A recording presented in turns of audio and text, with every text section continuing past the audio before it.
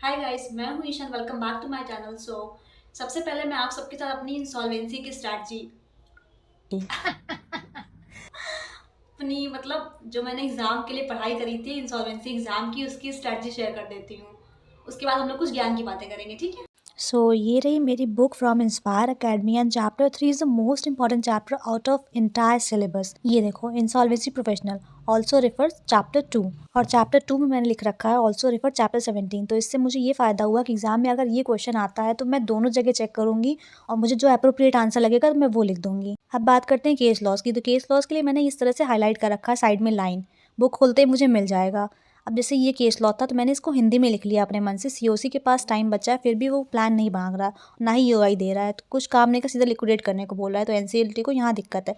अब ये लाइन लिखने से मुझे ये फ़ायदा हुआ, मुझे ऊपर पूरा पैराग्राफ नहीं पढ़ना पड़ेगा, मैं अपनी लिखी हुई लाइन पढ़ के ही समझ जाऊंगी ये इस केस लॉ की बात हो रही है। इससे एग्जाम में टाइम सेव होगा। अब बात करते हैं टाइमलाइंस की। तो मैंने टाइमलाइंस को हाईलाइट कर रखा है क्योंकि डिजिट में लिखी हुई टाइमलाइंस जल्दी दिख जाती हैं और लेटर्स में लिखी हुई टाइमलाइन दिखती नहीं है, तो उनको मैंने हाईलाइट कर लिया है। फिर देखो यहाँ केस लॉ मिल गया, तो मैंने भी यहाँ पे इसको हिंदी में लिख लिया। इससे बहुत फायदा होता है क्योंकि केस लॉज बहुत बड़े बड़े होते हैं और एग्जाम में मैं इतना बड़ा केस लॉ पढ़ने बैठूंगी तो मेरा पेपर छूट सकता है। तो मैंने केस लॉ के जिस को हिंदी में नीचे लिख लिया ताकि मुझे ऊपर ना पढ़ के जिस पढ़ के ही समझ में आ जाए कि क्या था इस केस लॉ में और मैं उस हिसाब से अपना आंसर फ्रेम कर सकूँ।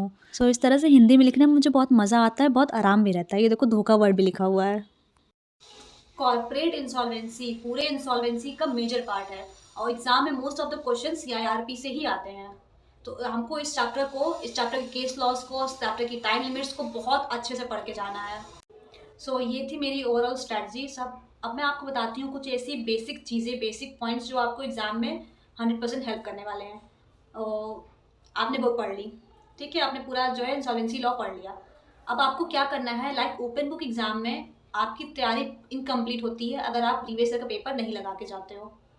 मैं आपको बताती हूँ कि प्रीवियस ईयर का फ़ायदा क्या होता है। मैंने एक पेपर देखा था, आई गेस 2019 या 20 का था, वटेवर। उसमें एक क्वेश्चन था कि एक एफसी होता है, वो एनसीएलटी के पास एप्लीकेशन फाइल करता है 1 जुलाई को, ठीक है। एनसीएलटी उस एप्लीकेशन को एक्सेप्ट करती है 10 जुलाई को। क्वेश्चन पूछ रहा था, अब बताओ इंसॉल्वेंसी की इनिशिएशन डेट क्या है, 1 जुलाई और 10 जुलाई। कंफ्यूज हो गया ना? हाँ, एक क्वेश्चन मैंने और देखा था, वो था लाइक आपको सीआरपी खत्म करनी होती है 180 दिन में, ठीक है। आपको 90 डेज का एक्सटेंशन मिल सकता है, तो आप उस एक्सटेंशन के लिए कब अप्लाई करोगे? विद इन 180 डेज में ही अप्लाई करोगे या 180 डेज एक्सपायर होने के बाद अप्लाई करोगे एक्सटेंशन के लिए? ये भी एक क्वेश्चन था। बताओ, पढ़ा है ना हम लोगों ने, तो सिलेबस में पढ़ा था। आंसर पता है इसका? यही सारे फायदे हैं प्रीवियस ईयर का पेपर लगाने के। अब बात करते हैं कि पेपर अटेम्प्ट कैसे करना है। 100 मार्क्स का पेपर आएगा, आपको पूरा पूरा अटेम्प्ट करके आना है, कोई आपको ऑप्शन नहीं मिलने वाले उसमें, ठीक है। पेपर डायरेक्ट 100 मार्क्स का है, आपको सारे क्वेश्चन अटेम्प्ट करके आने हैं, अदरवाइज आपके पास होने के चांसेस जो है बहुत कम हो जाते हैं।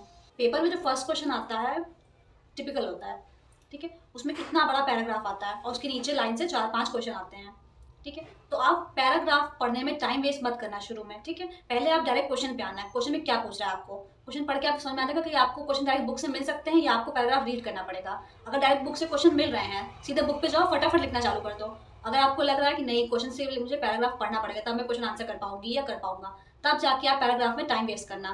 हो सकता है एग्जाम में कोई ऐसा क्वेश्चन आ जाए कि जो आपके सिलेबस में ना हो, तो पैनिक मत करना, अपना प्रेजेंस ऑफ माइंड यूज़ करना और उस क्वेश्चन को आंसर करने की कोशिश करना, क्योंकि छोड़ के मत आना। छोड़ के आओगे तो जीरो मिलना है, वैसे भी कुछ लिख के आओगे कुछ मार्क्स मिलेगा, ठीक है। वैसे ऐसा होता नहीं आईबीसी में, आईबीसी में सारे क्वेश्चन आपको सिलेबस में ही मिल जाते हैं, ये एमसीएस के साथ होता है, लेकिन फिर भी एक सेफ साइड लेके चलो कि क्वेश्चन अटेम्प्ट करना है।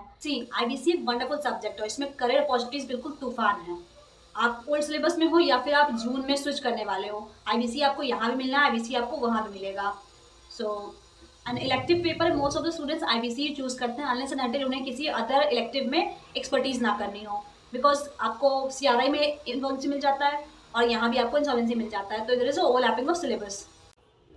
और कुछ बचा जो मुझे आपके साथ शेयर करना है? नहीं, और कुछ नहीं, मैंने ऑलमोस्ट हर चीज़ कवर कर दी है। फिर भी आपको कोई डाउट हो तो आप मुझे कमेंट कर दीजिएगा। I answer all your doubts, all your queries, ठीक है। Okay, bye and all the best for in summer attempt.